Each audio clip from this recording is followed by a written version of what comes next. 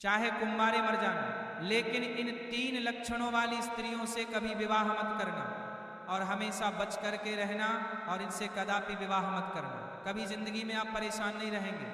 भक्तों, एक समय की बात है, किसी जंगल में तोता और मैना का जोड़ा एक वृक्ष के डाल पर बैठा हुआ। तोते ने मैना से कहा कि हे मैना रानी, आज का समय बहुत ही बदल चुका है। मैना कहने लगी, पिया जी ऐसा क्या समय बदल चुका है? तब तोता कहता है कि मैना रानी, समय इतना बदल गया है कि आजकल की स्त्रियां और आजकल की लड़कियां बहुत ही स्वार्थी बन चुकी हैं, क्योंकि स्त्रियां अपने स्वार्थ के लिए कुछ भी करने के लिए तैयार हो जाती हैं।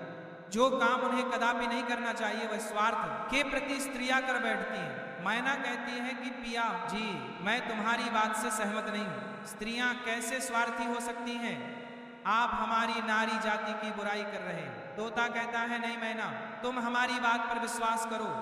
तब मैना कहती है, नहीं स्वामी, मैं तुम्हारी बात पर विश्वास नहीं कर सकती हूं। तब तोता कहता है, ठीक है मैना, जब तुम्हें विश्वास नहीं है तो आइए हम आपके लिए एक कहानी सुनाते हैं, और इस कहानी को सुनने के साथ साथ तुमको यह विश्वास हो जाएगा कि तुम्हारी नारी जाति कितनी स्वार्थी बन चुकी है और अपने स्वार्थ के लिए कितने गलत गलत काम करने के लिए तैयार हो जाती है। भक्तों, तभी मैना कहती है, ठीक है स्वामी, पहले आप वह कहानी सुनाइए और सिद्ध करके बताइए कि हमारी नारी जाति स्वार्थी है या नहीं। भक्तों, तब तोता अपनी मैना रानी को वह कहानी सुनाता है। तोता कहता है, हे मैना, एक समय की बात है, किसी नगर में 3 दोस्त रहते थे। एक राजा का लड़का था जो राजकुमार था, एक बनिया का लड़का था और एक साहूकार का लड़का था। 3 दोस्त थे। तीनों में बहुत गहरी दोस्ती थी, क्योंकि वह तीनों साथ साथ पढ़े थे और साथ ही साथ बड़े भी हुए थे। राजा का जो लड़का था, जो राजकुमार था, उसकी शादी भी हो चुकी थी। भक्तों, एक दिन की बात है, तीनों दोस्त राजा के बगीचे में टहल रहे थे। तो राजकुमार, जो राजा का लड़का था, वो अपने दोस्तों से कहता है, भाई कल चलते हैं और अपनी पत्नी को उसके मायके से बुला करके ले आते हैं, क्योंकि बहुत दिन हो चुके हैं और हमें अपनी पत्नी की बहुत याद आ रही है, इसीलिए कल ससुराल में चलते हैं और तुम हमारे साथ चलो और हम अपनी पत्नी को बुला लाएंगे। तब इन दोनों दोस्तों ने कहा, जो साहूकार का लड़का था और बनिया का लड़का था, इन दोनों ने बोला, भाई तुम तो अपने ससुराल में पहुंच जाओगे और ससुराल में ससुर जी के महल में आराम से सो गए, लेकिन हम कहाँ जाएंगे? तब राजकुमार कहता है, मेरे भाई तुम कोई सराय देख लेना और एक रात की ही तो बात है, रात सराय में काट लेना और सुबह मैं अपनी पत्नी को लेकर के आ जाऊंगा और आराम से घर के लिए निकल चलेंगे। राजकुमार की बात को सुन करके दोनों दोस्त, साहूकार का लड़का और बनिया का लड़का जो था, वह सहमत हो जाता है। लेकिन बनिया का लड़का जो था वह बहुत ही चालाक और चतुर था, और जो राजा का लड़का, राजकुमार और साहूकार का बेटा, बिल्कुल भोले और नादान थे। भक्तों, दोनों दोस्त जब सहमत हो गए तो दूसरा दिन होता है और दोनों दोस्त अपने दोस्त राजकुमार के साथ में वहां से चल देते हैं और चलते चलते 3 दिन इनके रास्ते में लग गए और 3 दिन के बाद में राजकुमार अपने ससुराल के पास में जा पहुंचता है। उस नगर के पास में जब पहुंचता है तो राजकुमार अपने दोनों दोस्तों से कहता है, मेरे भाई यहाँ कोई सराय देख लेना और रात उस सराय में काट लेना और मैं ससुराल जाता हूँ, सुबह जल्दी आ जाऊंगा। राजकुमार इतना कहने के बाद अपने ससुराल के लिए चला जाता है और इधर साहूकार का लड़का और बनिया का लड़का सराय की तलाश में निकल जाते हैं। ढूंढते ढूंढते उनको एक सराय दिखाई देती है और सराय के जब समीप पहुंचते हैं तो उन्होंने देखा कि यहाँ खाने पीने की भी व्यवस्था सही है और रुकने की भी व्यवस्था सही नजर आ रही है। भक्तों, सराय के दरवाजे पर जब वे पहुंचे तो वहां उन्होंने एक बुढ़िया को देखा। उस बुढ़िया के पास में जाकर कहने लगे, हे माता, हमें सराय में रात व्यतीत करने के लिए आए हैं और सुबह चले जाएंगे, हमारे लिए सराय में जगह दे दो जो हम रात सही से काट सके।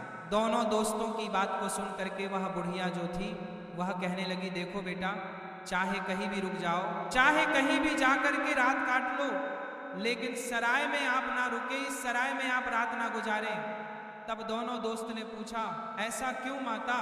तब बुढ़िया कहती है, मेरे पुत्र, इसमें अगर आप रुके तो आप जिंदा नहीं बचेंगे, क्योंकि आपकी मृत्यु हो जाएगी। भक्तों, इस तरह से वह बुढ़िया जो थी साहूकार के लड़के और बनिया के लड़के को समझा रही थी।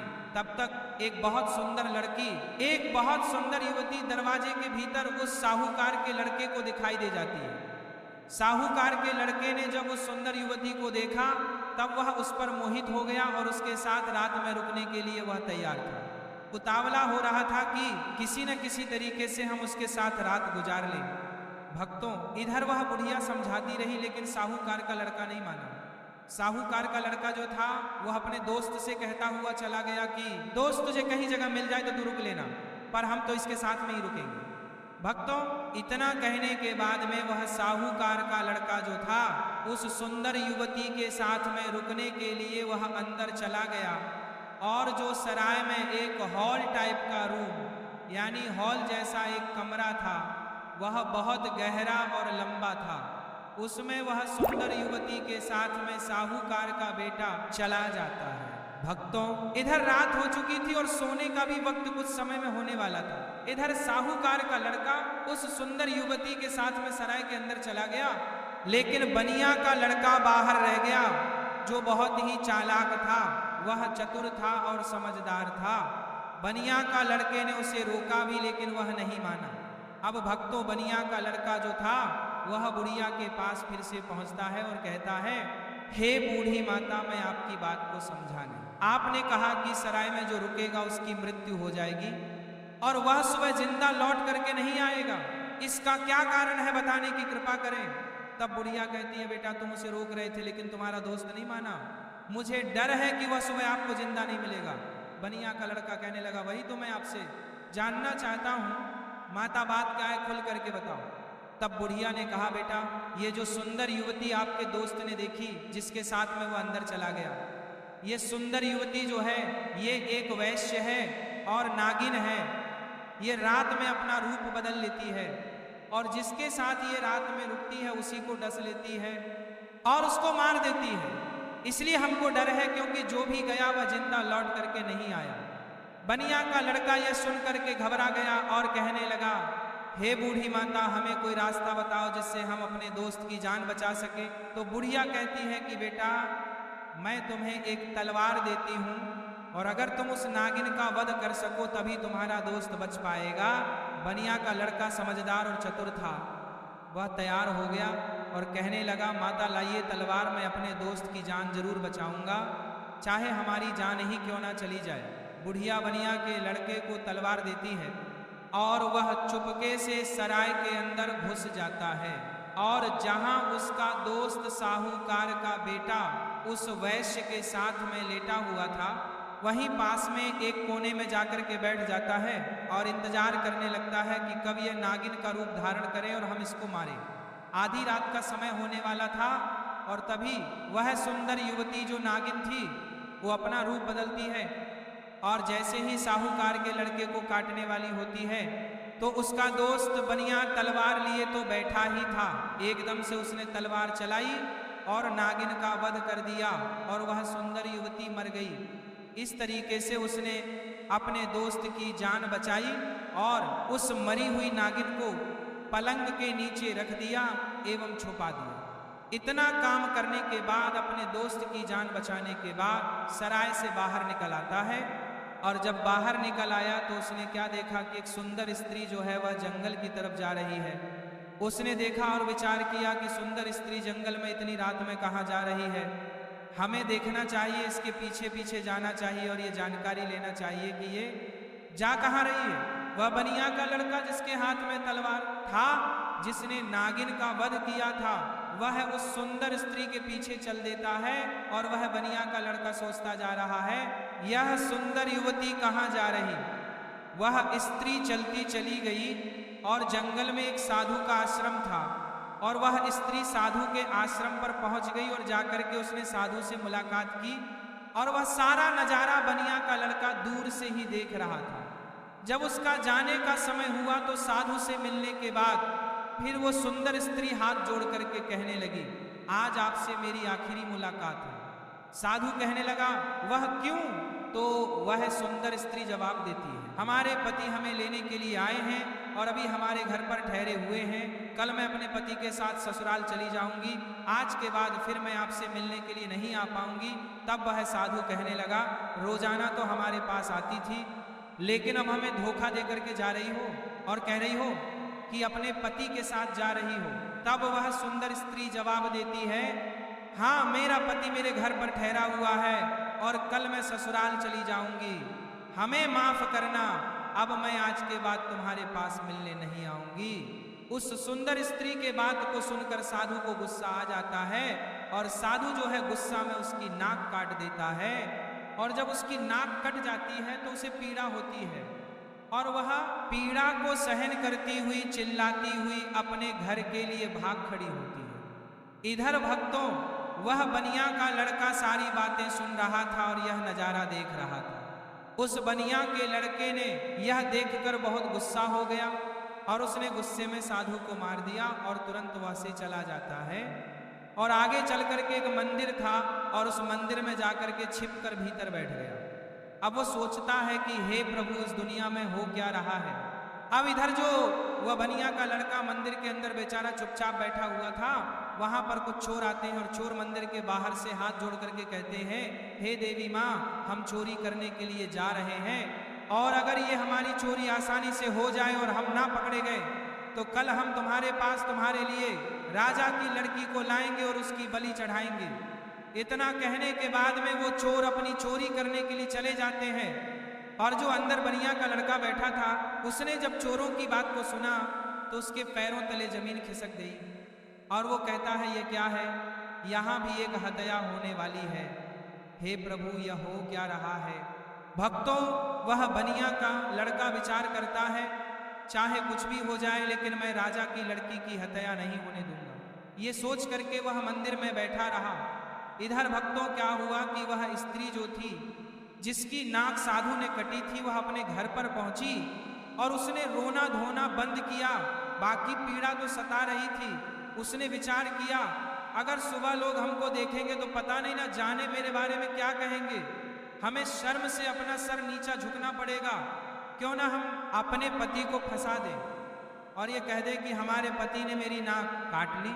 तो वही हुआ, सवेरा होने वाला था और जैसे ही थोड़ा प्रकाश होने को था तभी वो चिल्लाने लगी और कहने लगी कि देखिए देखिए हमारे पति ने हमारी नाक काट ली।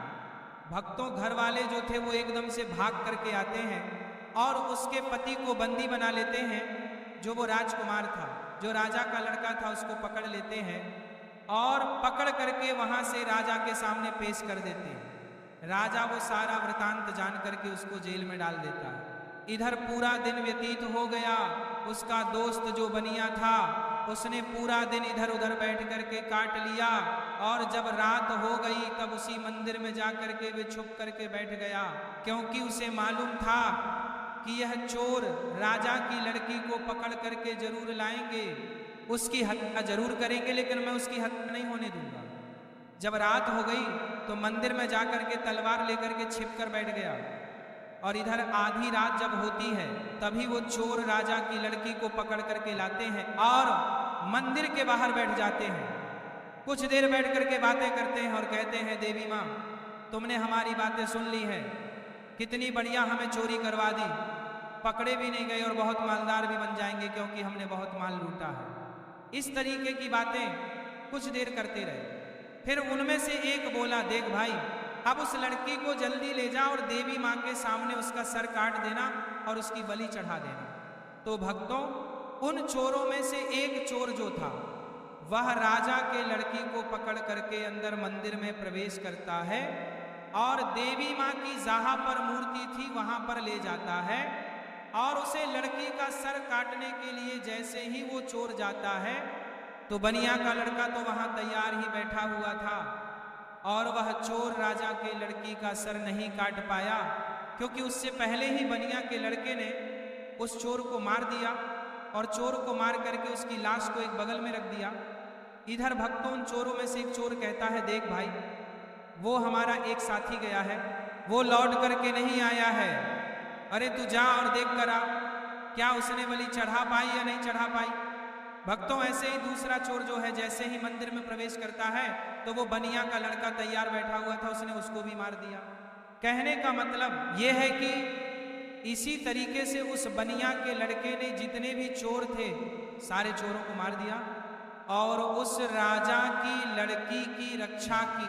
जब सारे चोरों को मार देता है तब वो लड़की निर्भय हो जाती है और उसके बाद में वह बनिया का लड़का राजा की लड़की से कहता है कि चलो हम तुम्हारे घर तक तुम्हें छोड़ देते हैं। भक्तों, राजा की लड़की घबराई हुई थी, उस बनिया के लड़के के साथ में चल देती है और इधर राजा की जो लड़की थी वो बनिया के लड़के से प्रेम करने लगी और कहने लगी कि हम तुमसे विवाह करना चाहते हैं। भक्तों, बातों ही बातों में वो लोग राजा के घर तक पहुंच गए और घर के दरवाजे पर जैसे ही पहुंचा तो बनिया का लड़का ने मना कर दिया, नहीं, मैंने तुम्हारी रक्षा की है, इसका मतलब ये नहीं है कि मैं तुमसे विवाह करूं, मैं ऐसा कदापि नहीं कर सकता।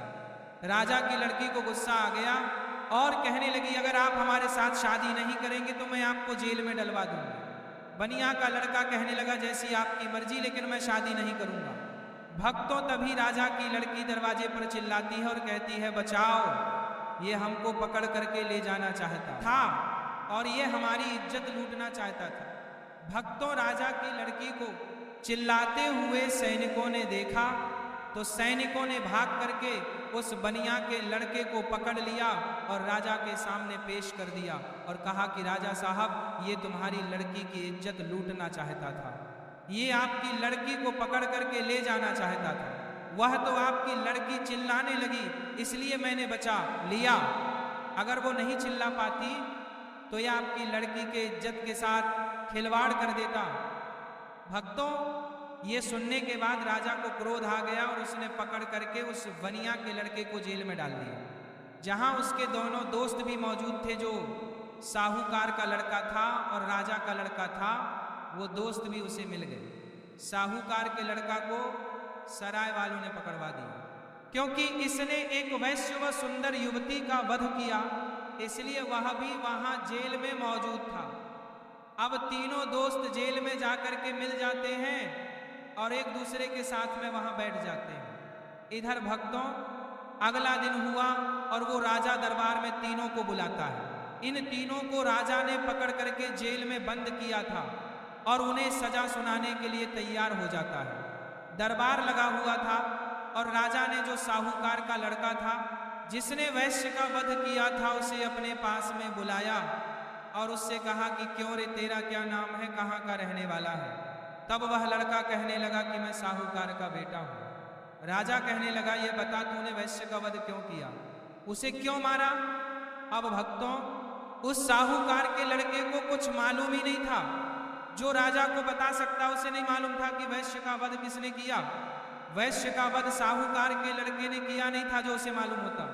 राजा ने फिर पूछा, चुपचाप क्यों खड़ा है, बता कि तूने वैश्य का वध क्यों किया। लड़के को छोड़ देता है। उसके बाद में राजा जो था वो राजकुमार, यानी कि जो राजा का लड़का राजकुमार था, उसको बुलाता है और उससे पूछता है कि तू बता कि तूने अपनी पत्नी की नाक क्यों काटी। अब भक्तों, उसको भी नहीं मालूम था नाक किसने काटी है, वो भी चुपचाप खड़ा था। राजा ने फिर दोबारा पूछा कि बोल क्यों नहीं रहा है कि तूने अपनी पत्नी की नाक क्यों काटी। तब भक्तों, वो बनिया का लड़का फिर से हाथ जोड़ करके कहने लगा कि महाराज क्षमा करें, इसको भी नहीं मालूम इसने अपनी पत्नी की नाक नहीं काटी है। नाक किसने काटी है वो सारा वृतांत मैं आपको सुनाता हूँ। तब उस बनिया के लड़के ने राजा को बताया कि यह लड़की साधु से प्रेम करती है, रात में साधु से मिलने के लिए गई, मैं इसके पीछे पीछे गया। इसने कहा कि मैं कल से तुमसे मिलने नहीं आ सकती, मेरा पति मुझे लेने के लिए आया है। ये सुनकर के उसे साधु ने उसकी नाक काट ली और इसने आकर के अपने पति को फंसा दिया। इसने गलत किया। राजा कहने लगा, मैं तेरी बात पर विश्वास कैसे करूं। तब उस बनिया के लड़के ने कहा, महाराज सैनिकों को भेजिए जहां उस साधु का आश्रम है, देख लीजिए कि मैंने। भक्तों, तब वो राजा उसे राजकुमार को भी छोड़ देता है, वो भी बच जाता है। भक्तों, फिर तोता कहता है कि हे मैना, अब बारी आती है उस बनिया की लड़के की जिसने राजा के सामने अपने दोस्तों की जिंदगी बचाई।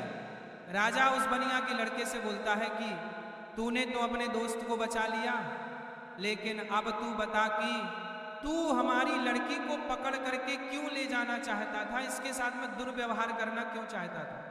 इसकी इज्जत से खिलवाड़ करना क्यों चाहता था? अब तू नहीं बचेगा।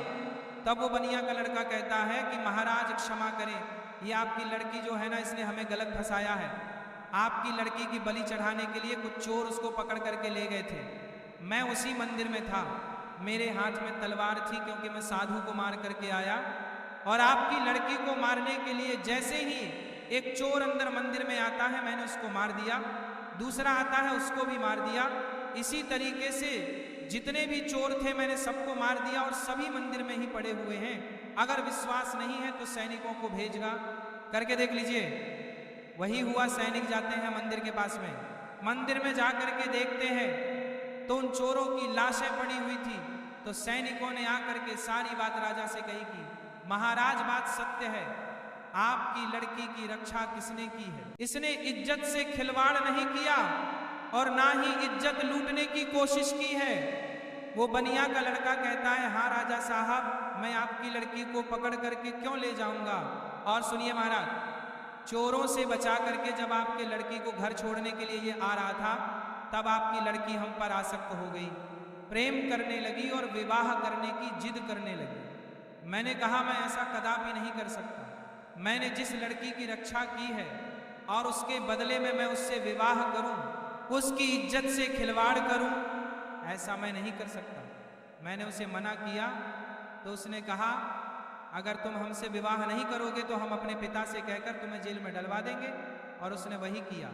बनिया के लड़के के बात को सुन करके राजा जो था उसका चेहरा शर्म से नीचे झुक जाता है, और तब उसने बनिया के लड़के को आज़ाद कर दिया और माफ़ी मांगी कि जाओ बेटा तुम आज़ाद हो, तुम्हारी गलती नहीं है। इस तरीके से वो बनिया का लड़का जो था अपने दोनों दोस्तों को बचा लेता है और खुद भी बच जाता है, और तीनों दोस्त हंसते हंसते अपने नगर में चले आते हैं और आराम से फिर वही रहने लगते हैं। तो दोस्तों अब वो तोता कहता है कि हे मैना देख लिया, इस तरीके से नारी जात स्वार्थी बन चुकी है और अपने स्वार्थ के लिए गलत से गलत काम के लिए तैयार हो जाती है।